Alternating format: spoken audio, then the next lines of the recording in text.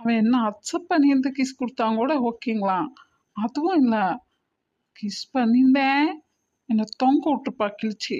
அதெல்லாம் பிடிச்சிருக்கு, அத்தனையும் நடிப்பு. அப்படின்னு தான் நானும் நினைக்கிறேன்.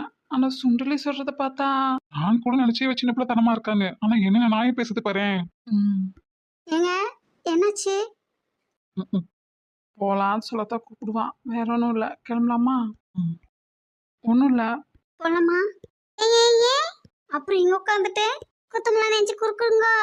சேகர், எனக்கு எனக்கு என்ன என்னையே சொல்றேன்? நீ தான் கால் வலிக்குது சொன்னீல, ரூமுக்கு போய் ரெஸ்ட் எடுக்கலாம் நட. ஓ அப்படி. ஆமா, அப்புறம் தூங்க வேணாமா? என்னடாச்சு? ஆஹா, என்னால நாண்டு விட முடியாடே. நீனே இப்படியே மடியில படுத்து தூங்கு. என்னது மடியிலையா? ஆமா, நாங்க 3 பேர் இருக்கோம்ல, ஆடாது மடியில படுத்து தூங்கு.